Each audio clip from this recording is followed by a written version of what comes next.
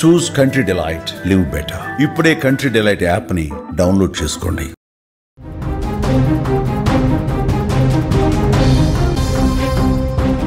ప్రేమోన్మాది రెచ్చిపోయాడు. ప్రేమికురాలి గొంతు కోసి దారుణంగా హత్య చేశాడు.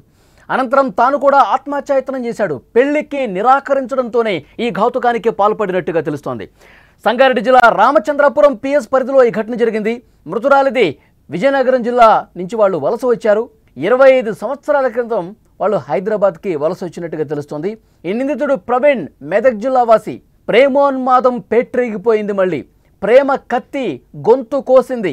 ప్రేమించిన వాడే కాలయముడిగా మారాడు. ఇంట్లోకి దూరి కత్తితో గొంతు కోసి ప్రియురాల్ని అత్యంత కిరాతకంగా ఓ ఉన్మాది చంపేశాడు. వద్దన్నా వినలేదు, కాళ్ళు పట్టుకున్నా కనికరించలేదు. పెళ్లి వాయిదా వేస్తుందనే కోపం, ఆక్రోశంతో అతడు రగిలిపోయి రక్త చరిత్ర రాసిన పరిస్థితి. అనంతరం ప్రేయసిని చంపేసిన కత్తితోనే తాను కూడా గాయపరుచుకుని ఆత్మహత్యాయత్నానికి పాల్పడ్డాడు.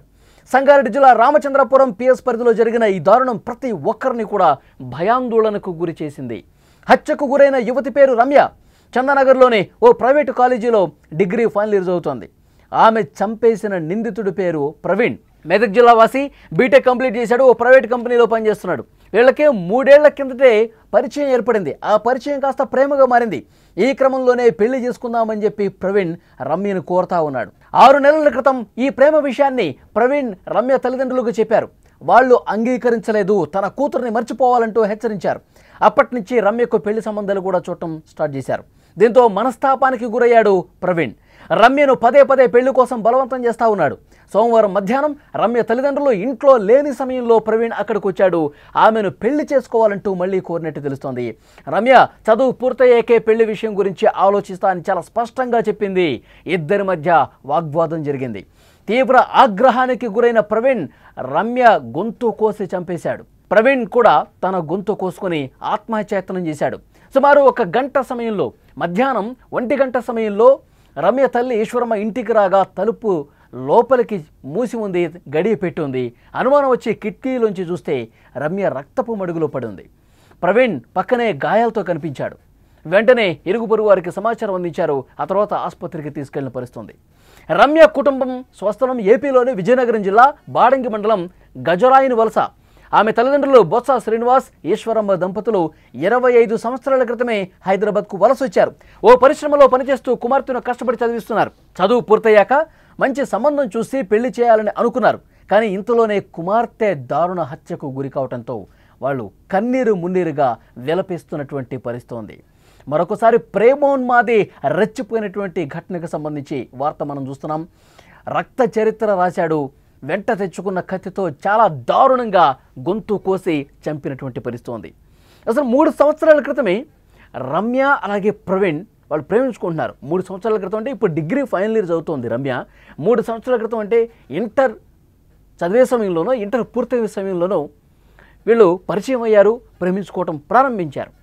అంటే ఇంత చిన్న వయసులో దీన్ని ప్రేమగా చూడాలా, అట్రాక్షన్గా చూడాలా? చిన్న వయసులోనే ప్రేమ పేరుతో ఉండటం, తల్లిదండ్రుల్ని ఈ విధంగా వేదనకు గురి చేయటం సబబా? చాలా దారుణం, అంటే దారుణమైన ఘటనగా చూడాలి. వీళ్ళిద్దరూ 3 సంవత్సరాలుగా ప్రేమించుకుంటున్నారు. 6 నెలల క్రితం రమ్య తల్లిదండ్రులకు ప్రవీణ్ చెప్పాడు, మీ అమ్మాయి అంటే నాకు ఇష్టం, పెళ్లి చేయండి, మీ అమ్మాయిని బాగా చూసుకుంటాను, దయచేసి మా పెళ్లి కానివ్వండి, రమ్య కూడా నేనంటే ఇష్టం, మేమిద్దరం 3 సంవత్సరాలుగా మాకు పరిచయం ఉంది, ప్రేమించుకుంటున్నాం, పెళ్లి చేయండి అంటూ ఒక సందర్భంలో తల్లిదండ్రులు కోరాడు ప్రవీణ్. కానీ వాళ్ళు ఒప్పుకోలేదు. ప్రేమ లేదు, గీమ లేదు, ఎక్కువ చేస్తే బాగుండదు, నీ మీద కేసు పెట్టాల్సి వస్తుందని చెప్పి హెచ్చరించి పంపించేశారు. అప్పటి నుంచి చిన్నపాటి గొడవలు జరుగుతూనే ఉన్నాయి. రమ్యకి అడుగుతా ఉన్నాడు, ఎట్లాగైనా మీ ఇంట్లో వాళ్ళకి చెప్పు, ఒప్పించు, మనం కలిసి ఉందాం, మనం హ్యాపీగా ఉందాం, ఇద్దరికి ఒకళ్ళంటే ఒకళ్ళు ఇష్టం కదా, నువ్వు లేకుండా నేను బతకలేను, నువ్వు లేకుండా నేను ఉండలేను, ప్లీజ్ మీ తల్లిదండ్రులను ఒప్పించు అని చెప్పి ఒక పక్క కోరతానే ఉన్నాడు. రమ్య ముందు నుంచి ఒకటే చెప్తుంది, నేను డిగ్రీ ఫైనల్ ఇయర్ చదువుతున్నాను, నువ్వంటే నాకు ఇష్టమే, ప్రేమ ఉంది, కానీ ఇప్పుడు నేను పెళ్లి చేసుకోలేను, నా చదువు కంప్లీట్ అయిపోయిన తర్వాత మా ఇంట్లో వాళ్ళు కూడా ఒప్పుకోవాలి, మా పేరెంట్స్ ఒప్పుకుంటేనే మన పెళ్ళి అవుతుంది, లేదంటే కాదు అని చాలా సందర్భాల్లో చెప్పింది. అయితే అప్పటికే అడిగి ప్రవీణ్ తనకు కోపం పెంచుకున్నాడు, పగ పెంచేసుకున్నాడు. ఎంతకీ నేను చెప్పిన మాట వినట్లేదు, ఎప్పుడు తల్లిదండ్రుల మాటే వింటోంది, తల్లిదండ్రులు కూడా ఒకసారి నేను ఒప్పించే ప్రయత్నం చేస్తే నన్ను తిట్టి పంపించేశారు, నా మీద కేసు పెడతామన్నారు. ఇదంతా మనసులో పెట్టుకున్నాడు. కోపంతో రగిలిపోతున్నాడు. ఎలాగైనా సరే రమ్య నాకు దక్కాలి, లేదంటే గనక చావే శరణ్యం అనుకుని ఒక కత్తి వెంట పెట్టుకుని డైరెక్ట్గా ఇంటికి వచ్చేసాడు.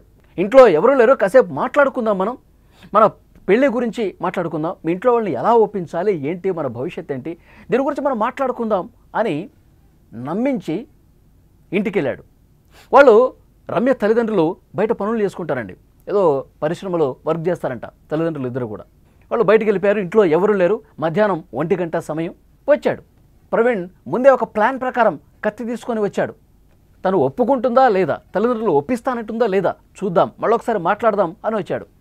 ఆమె మళ్ళీ అదే చెప్పింది, నీ మీద ప్రేమ ఉంది, అందుకే మనం 3 సంవత్సరాల నుంచి ఫ్రెండ్షిప్లో ఉన్నాము, ప్రేమలో ఉన్నాము, కానీ మా తల్లిదండ్రులు ఇంకా యాక్సెప్ట్ చేయలేదు, యాక్సెప్ట్ చేసే వరకు వెయిట్ చేద్దాం, ఈలోపు నాది కూడా చదువు కంప్లీట్ అవుతుంది, నువ్వు బీటెక్ చేసావు, నువ్వు జాబ్ చేస్తున్నావు, దాని మీద దృష్టి పెట్టు, తల్లిదండ్రులు ఈరోజు కాకపోతే రేపైనా మన ప్రేమను అంగీకరిస్తారు, అప్పుడు మనం పెళ్లి చేసుకుందాం, అంతేగాని ఇప్పటికిప్పుడు మన పెళ్లి జరిగిపోవాలి పెద్దల అంగీకారం లేకుండా అని దీనికి నేను ఓకే చెప్పలేను ప్రవీణ్, దయచేసి అర్థం చేసుకో, వెళ్ళిపో, మనం మళ్ళీ మాట్లాడుకుందాం అని చెప్పింది.